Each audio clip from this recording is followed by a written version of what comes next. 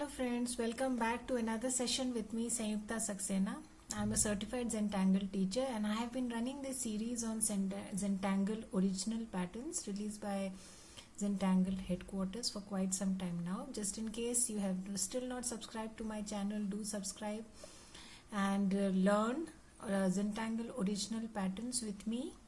In today's session, like any other session, we will be learning another Zentangle original pattern called Peanuckle, and we'll draw a tile together using the pattern Peanuckle and a few more patterns to go along, right? So let us get started right away.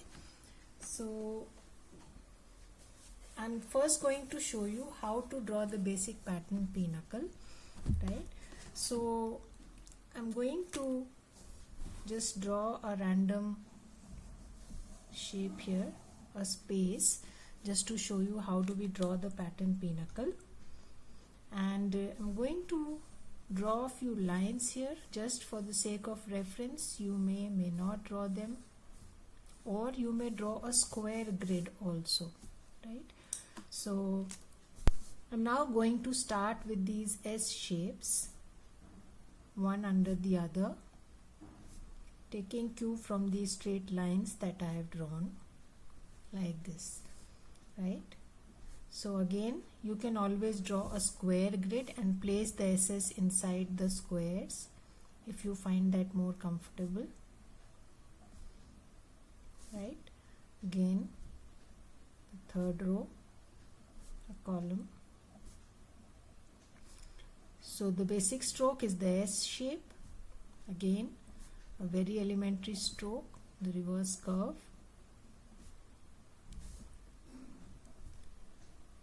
So I'm going to fill up this space with this S shape, right?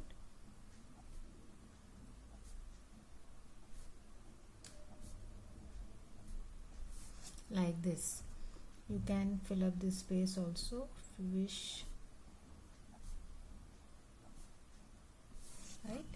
And the next step is to take the first part of one S and link it to the second part of the S in the next column, like this, right? So what I'm doing is linking this part of my S, first part of the S, to the second part of the S in the next column, and then I'm going to fill it up with these lines like this. Again, I'm going to link these two and then fill it up with lines, right? Again, I'm going to link these two. So upper part of one S with the lower part of the other S in the next column, like this, right? So same exercise to be done for all, like this. Again, upper part of this S and lower part of the other one, upper part of this and the lower part of the next column, this and this,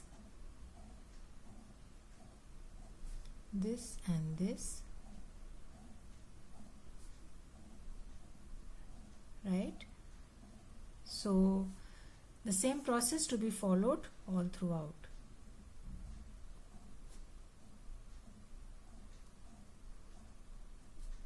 Like this, like this,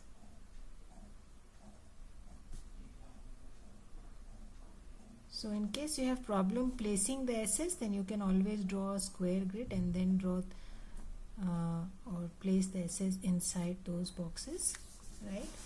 So the third and the last step is to draw these zigzag lines, or I would say taking cue from this point here, and then the second one comes like this, right? So from here, taking cue here and like this, taking cue from this point like this, and then you have to put this lines inside this section also.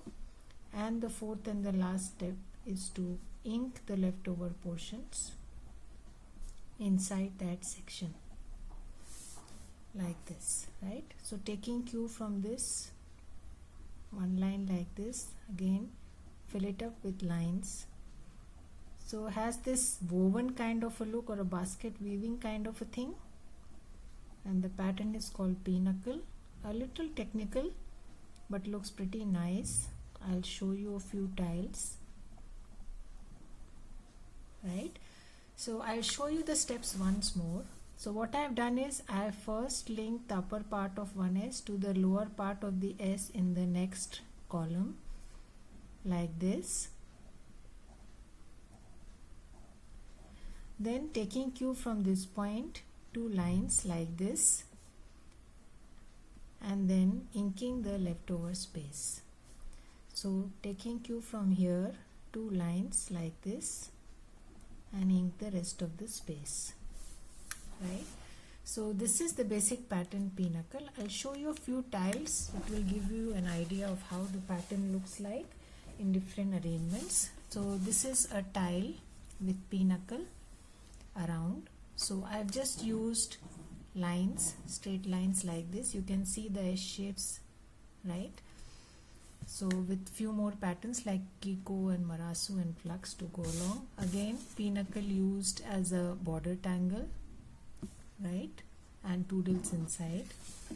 Peanuckle arranged in a circle, right, with nice and some more patterns like Fengle and Tag to go along.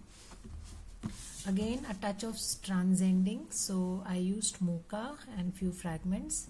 I filled up the inside space with Peanuckle and then a dash of transcending here, right? And this tile, our gorgeous sitting on a Peanuckle with some Xanders surrounding it, right? So kind of every tile has a story to tell, right? So I like to compose tiles in such a way that they have a story to tell. So let us get started and draw today's tile. So I'm going to be introducing some colors today, so let's have some fun, because colors bring in that fun factor. So drawing a simple string like this, right, and then I'm first going to add some colors. So what I'm going to do is pick up my brown watercolor pencil, add some thick brown at the edges,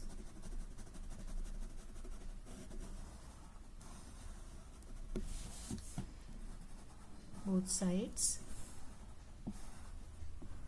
probably on this edge also, outer edge, right. I'm not very good with colors. I'm sure you can do a better work than me, so please go ahead. I'm just trying to have some fun with colors here, not thinking much where what, right? And then this is my orange, and I'm going to fill in orange inside. So you can use straight strokes, you can use circular strokes, you can use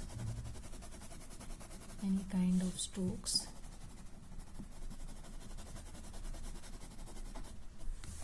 Right, and then the rest of the tile I'm going to first add some dark green here. So till now I've not started tangling, I'm just preparing my tile first, and then I'll tangle over my tile. So added some dark green. And then I'm going to pick up my light green watercolor pencil, add some light green,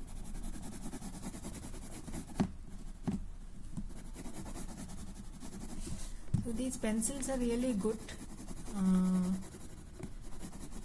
for anybody who's not very experienced with watercolors. Pretty easy to spread. They come out pretty beautiful. And then moving on to blue. So using a mix of colors here, warm palette.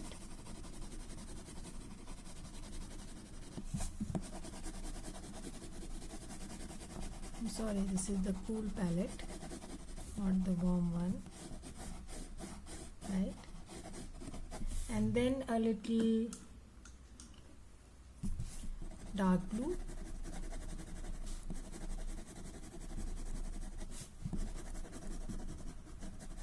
right? So I've used a mix of 4-5 pencils here, right? Dark blue at the ends. In the center I have put light blue, then light green and dark green, right? So now I'm going to pick up my brush and start spreading. I'm using a normal brush. You can also use a brush pen if you wish.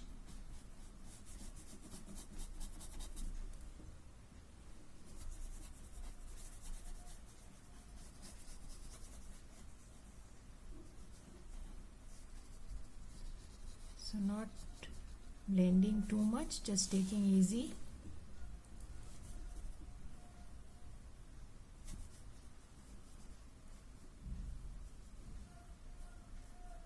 Right, and then the next section,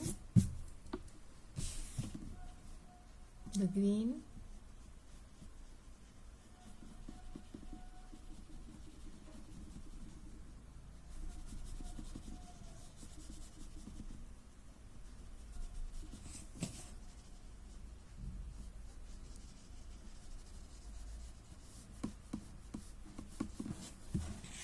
so just blending what I have already put.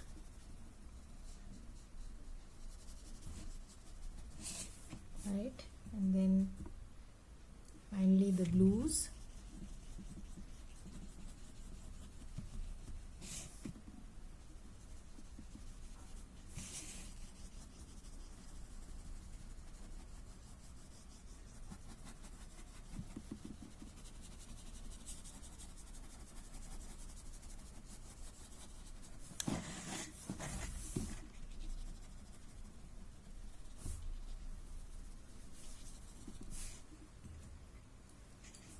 And the dark blue.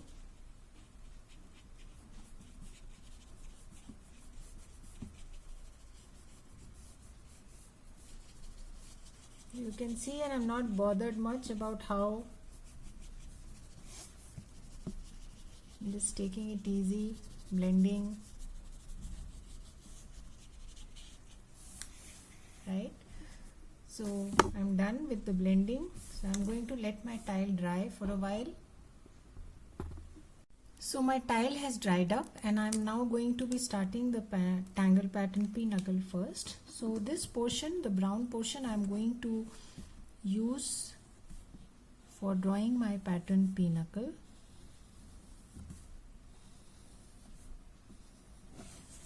Right, so just drawing some lines for reference. As I told you, you can do away with this step if you want.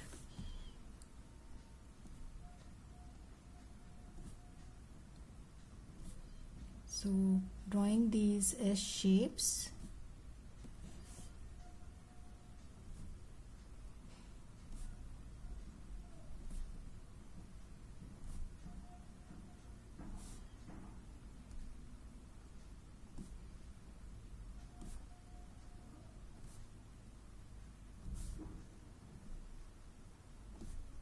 So pretty technical to draw, and it's more about how you place the tangle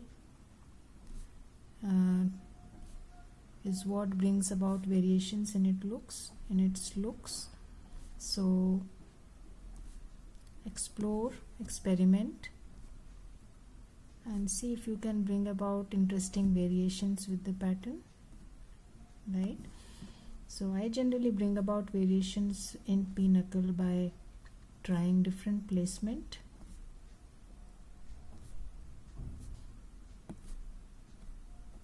Right, so I'm drawing this basic S stroke throughout.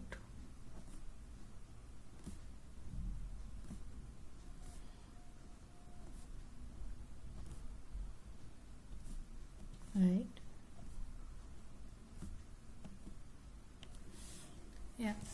So I'm now going to link it starting here. You can draw these lines at the same time, or you can add it later, the way you feel comfortable.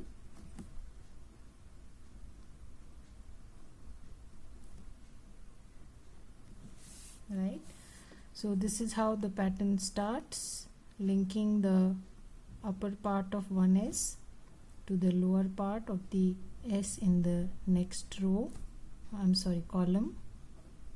So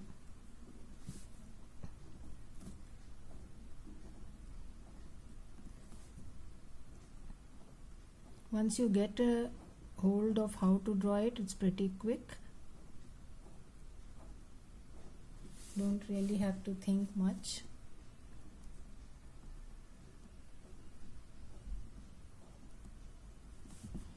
Right.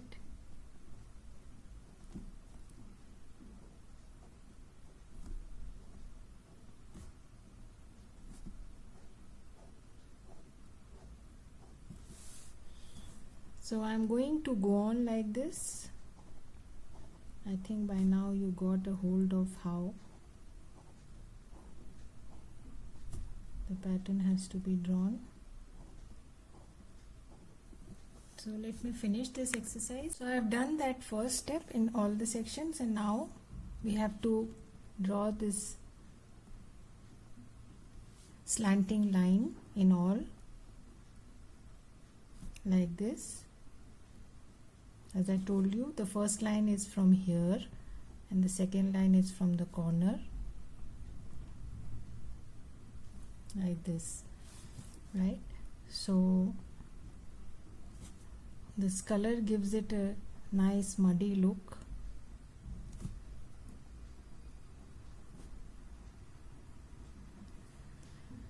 Right, so the same exercise everywhere again.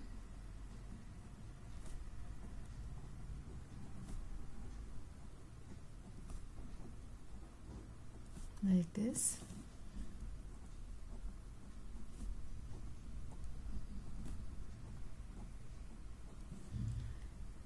Since it is already having a brown background, I don't see much need to color these two sections here, but you may if you wish to.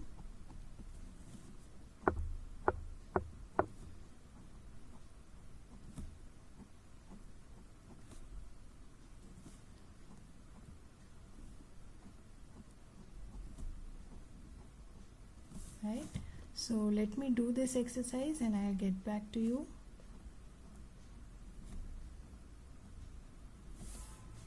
Right, throughout.